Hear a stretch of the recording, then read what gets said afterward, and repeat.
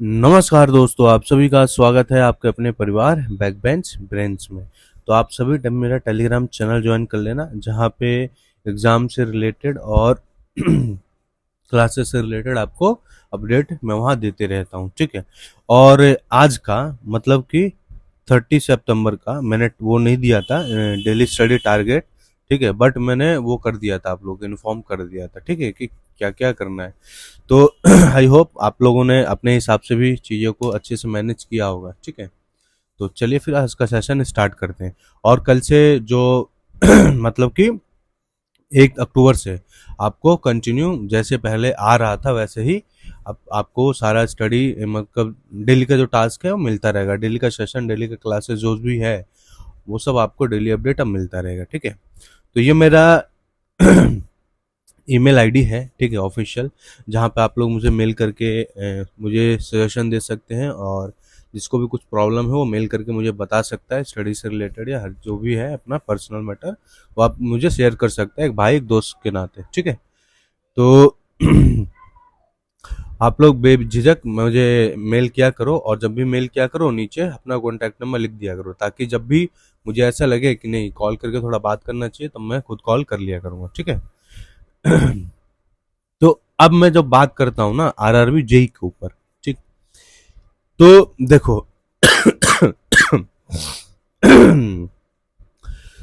तो RRB JE अभी बीते कुछ दिनों में आप लोगों ने नोटिस देखा होगा आरआरबी जेई का, जो बोला है उन्होंने कि हम लोग मतलब कि 31 अक्टूबर से, है ना, हम लोग नोटिफिकेशन दे दें, मतलब एप्लीकेशन आउट कर देंगे, और वो 31 अक्टूबर से आप लोग फॉर्म को फिल कर सकते हैं, ठीक है।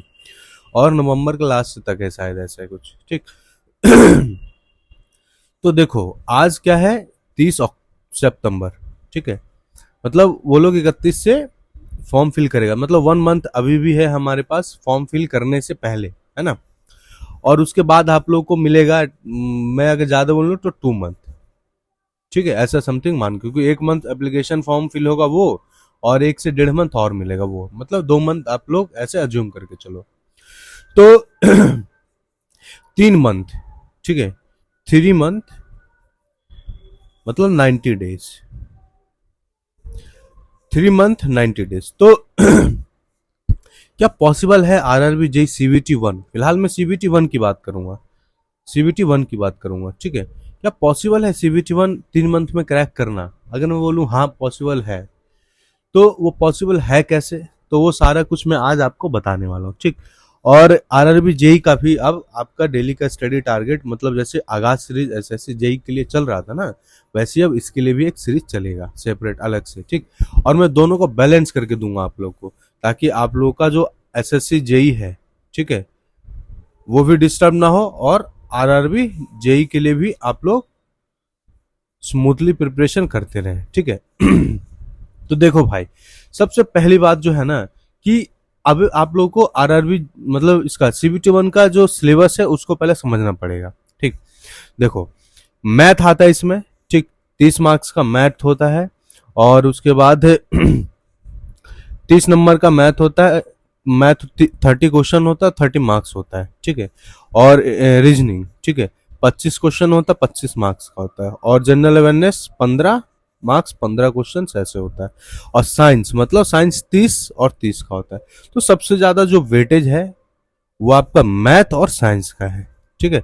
रीजनिंग का ठीक है, क्योंकि रीजनिंग तो हर कोई कर लेता है, और एसएससी जेई में भी आप लोग रीजनिंग की प्रैक्टिस तो कर ही रहे हैं, ठीक है। तो बात करते हैं मैथ और साइंस की। सॉरी, थोड़ा तबीयत खराब हुआ है जो मेरा ना, ठीक होने का नाम ही नहीं ले रहा है। और इसका जो नेगेटिव मार्किंग है वो 1/3 का है, ठीक है। और जो मिनिमम मतलब वो होगा ना, आपको मिनिमम परसेंटेज जो मार्क्स का चाहिए होगा, वो रिजर्व अनरिजर्व कैटेगरी मतलब जनरल वालों के लिए 40%, ओबीसी 30, SC 30 और ST 25, ठीक है। तो ऐसा टाइप का है ये, ठीक। तो अब देखो मैं बात करता हूँ सिलेबस के ऊपर। तो अभी से हम लोग 3 मंथ की अगर मैं बात करूं, तो आप डेली डेली डेली डेली इस सिलेबस को ना ब्रेक करके पढ़ना स्टार्ट करो, ठीक है। जैसे कि अगर कोई सेल्फ स्टडी कर रहा है, ठीक, मुझे किसी का जोर तो नहीं, मैं खुद पढ़ लूंगा, तो आप लोगों को ना इसे ब्रेक करना पड़ेगा, ये चारों सब्जेक्ट को, ठीक है, मैथ को, रीजनिंग को, और जनरल अवेयरनेस को और साइंस को ब्रेक करके आप लोगों को इसको पढ़ना पड़ेगा। ओके। और उसके बाद आपको डेली का एक टारगेट देना पड़ेगा खुद को कि मुझे ये सब्जेक्ट का इतना इतना चैप्टर मुझे आज करना है, ठीक है। तो ऐसे करके आप लोग इस चीज को खत्म कर पाओगे। अगर मैं बात करूं कि 3 मंथ में हम लोग कैसे खत्म करें इस चीज को, मतलब 3 मंथ में कैसे प्रिपेयर कर लें ताकि 3 मंथ के बाद भी अगर हमें एक्स्ट्रा टाइम मिले तो हम लोग अच्छे से उसको और शार्प कर सकते हैं, मतलब और इम्प्रूव कर सकते हैं, है ना, ऐसा टाइप का कुछ। तो उसके लिए पता क्या होता है, एक प्लान बनाना पड़ता है, एक स्ट्रेटेजी होता है, ठीक।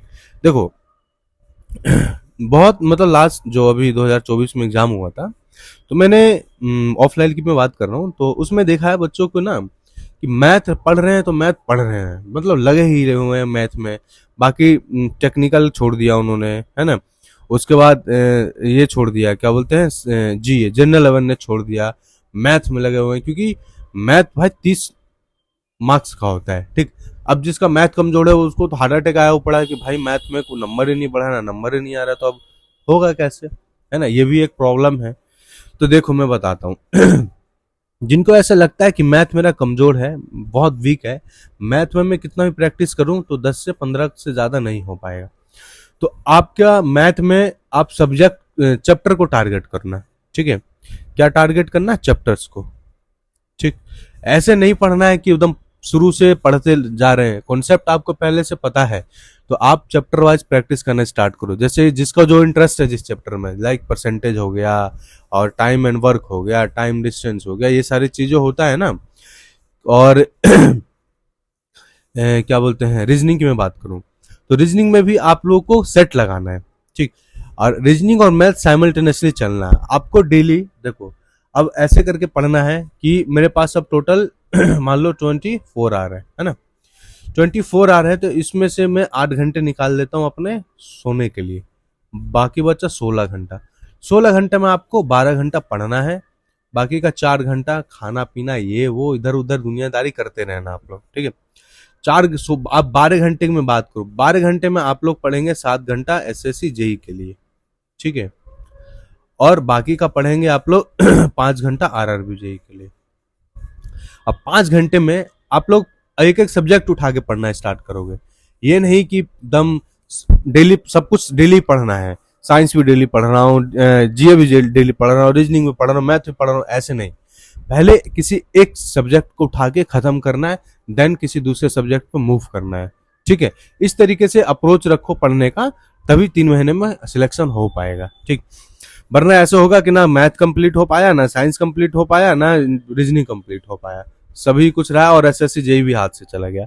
तो ऐसा नहीं करना है, एक अच्छा से एक स्टडी प्लान बनाना है, स्टडी प्लान बनाने के उसी के अकॉर्डिंग पढ़ना है, स्टडी प्लान बनाने के बाद आपको उसी के अकॉर्डिंग पढ़ते रहना है, ठीक है।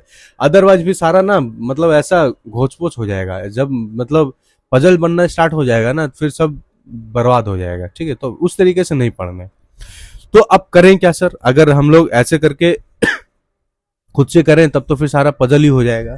तो देखो अक्टूबर में मतलब 1 अक्टूबर से तो नहीं, 3 अक्टूबर से, ठीक है, 3 अक्टूबर से ना आप लोगों के लिए आने वाला है डेली का वो क्या बोलते हैं आरआरबी जेई के लिए डेली स्टडी टारगेट, ठीक है। डेली स्टडी टारगेट आने वाला है, जिसमें क्या होगा ना, आपको मैं क्या बोलते हैं सब्जेक्ट और चैप्टर खत्म करवा एक टाइम बाउंडेशन के साथ खत्म करवा दूंगा, ठीक है, जिसे आप लोगों को मतलब ऑनेस्टली फॉलो करते रहना है, ठीक है। मतलब बीच में बिल्कुल टूटना नहीं है, और मतलब फ्लो तोड़ना नहीं है, और बिल्कुल भी अपना जो कंसिस्टेंसी होता है वो भी ब्रेक नहीं करना है। एकदम पढ़ना है अच्छे से, फेस्टिवल्स बहुत सारे हैं, एंजॉय करो बट पढ़ो भी, ठीक है, क्योंकि फेस्टिवल्स भाई नेक्स्ट ईयर भी आ जाएगा, बट ये जो टाइम है आप लोग का ये दोबारा से आएगा नहीं आएगा। तो पढ़ो, टाइम वेस्ट मत करना आप लोग, मतलब फेस्टिवल्स एंजॉय के साथ, मतलब पढ़ाई के साथ साथ ना फेस्टिवल भी एंजॉय करो, फैमिली को टाइम दो, हर चीज करो, बस पढ़ाई भी नहीं छोड़ना है, ओके। तो आप लोगों को अब देखो पता क्या होता है, मैं नेगेटिव मार्किंग के ऊपर बात करता हूँ।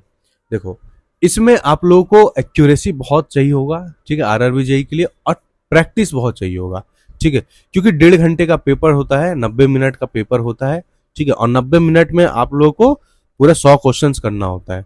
ठीक है, अब वो भी सोच लो, देखो मैथ करना है 90 मिनट में, ये करना है, ठीक है, ये दोनों तो चलो थ्योरेटिकल है, पढ़ के हो जाता है चीजें, बट साइंस में भी न्यूमेरिकल देता है। साइंस ऐसे नहीं पढ़ना है कि ऊपर ऊपर से, नहीं, एसएससी जेई की तरह जो साइंस पढ़ते हैं ना, वैसे साइंस इसको नहीं पढ़ना है, इसको डिटेल में साइंस पढ़ना है, एकदम जैसे पढ़ाया जाता है, ठीक है, पढ़ा जाता है।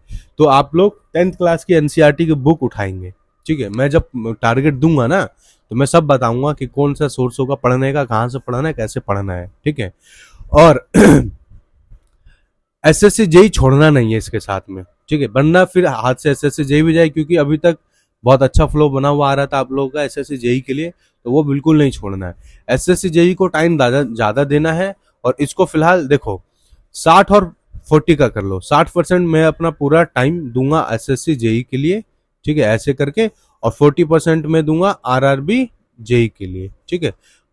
तो ऐसे करके पढ़ना है, क्योंकि जब तक आप लोग चीजों को बैलेंस करना नहीं सीखोगे ना, तब तक नहीं होगा। कंपिटिटिव एग्जाम इसीलिए मतलब एग्जाम होता है, ठीक है, कंपिटिटिव एग्जाम का, ताकि आप लोगों को पेशेंस सीख लें आप लोग, और मतलब बहुत सारी चीजें आप लोग सीख लें इस चीज से। सिर्फ एक जॉब नहीं मिलता है कंपिटिटिव एग्जाम की प्रिपरेशन करने से, आप लोगों को लाइफ का सीख भी मिलता है, बहुत कुछ सीखने को मिलता है, ठीक है।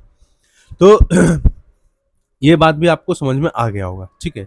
तो सर अब एक बात बताओ आप, कि ये आप लोगों ने बता दिया, अगर सिलेबस चेंज हुआ तो, ठीक है, अभी तो नोटिफिकेशन आया नहीं, अगर 1 महीने पहले से हम लोगों ने पुराने पैटर्न पे अगर स्टडी करना स्टार्ट किया, अगर सडनली सिलेबस चेंज हो गया तो अगर सिलेबस चेंज होगा तो कितना होगा, और नहीं होगा, 90% चांस है कि सिलेबस पुराना ही रहेगा, उसी पे होगा, चेंज नहीं होगा।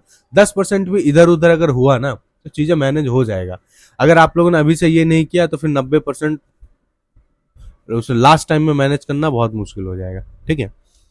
तो आई होप आपको पूरा समझ में आ गया होगा कि आप करना क्या है, क्लियरिटी मिल गया होगा इस सेशन से, ठीक है। तो अब क्या करेंगे ना कि आप लोग एक टाइम टेबल बनाएंगे अपने हिसाब से, ठीक है, कि 3-4 स्लॉट में अपने पूरे डे को डिवाइड कर देंगे, जो मतलब वैसे लोग हैं जो पूरे फुल टाइम प्रिपरेशन करते हैं, ठीक है। और एक चीज, हाँ, एक मैं बता दूं, जो लोग जॉब है, वर्किंग है, जो जॉब करते हैं, वो मुझे इस ईमेल आईडी पे बताएंगे, ठीक है, कि कौन कौन स्टूडेंट है जो जॉब के साथ साथ पढ़ रहा है, ठीक, ताकि मैं उन लोगों के लिए अलग से एक टाइम टेबल बना के एक अलग से एक स्ट्रेटेजी दूं, क्योंकि वो लोग अपना पूरे दिन में से 4-5 घंटे ही दे पाते हैं, वो भी बहुत से स्टूडेंट तो वो भी नहीं दे पाते हैं, तो उनके लिए थोड़ा सा अलग से कुछ सोच के मुझे बनाना पड़ेगा। और ये जो भी मैंने बताया, ये बताया जो डेली स्टूडेंट पढ़ता है, जो डेली 10-12 घंटे 15 घंटे दे सकता है, ठीक है। तो ये मेरा बैक बेंच ब्रेन्स, ये ईमेल आईडी है, नोट कर लेना आप लोग, जहां भी मतलब आप लोग पढ़ते हो नोट करके रख लेना।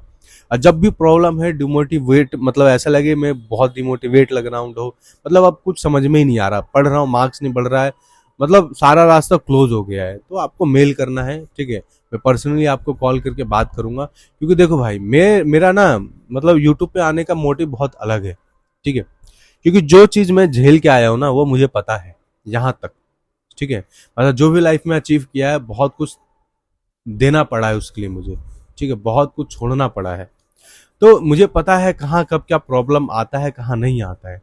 तो अगर ये चीज मुझे कोई पहले बताता ना, तो मैं शायद मतलब उन सब प्रॉब्लम को फेस नहीं करता, बट इतना मुझे दिक्कत नहीं होता उस टाइम, है ना, मुझे पता होता कि हाँ, इससे मूव ऑन कैसे करना, इससे निकलना कैसे बाहर, समझ में आ रहे हो ना। तो बहुत सारी प्रॉब्लम्स होती हैं यार, फैमिली ये वो, मतलब बहुत सारी, ठीक है। तो आप लोग पढ़ो अच्छे से, और मैं मतलब बैक एंड पे इस चीज को अच्छे से वो कर फ्रेम कर रहा हूँ, ठीक है। और मैं जल्दी आप लोगों के बीच में ये सेशन लेकर आने वाला हूँ, आरआरबी जेई का एक नया सीरीज, ठीक है। तो एक नए जुनून के साथ, एक नए जोश के साथ, बस आप लोग लगे रहो, पढ़ते रहो, और मैं मिलता हूँ आपको अगले सेशन में। जय हिंद, जय भारत।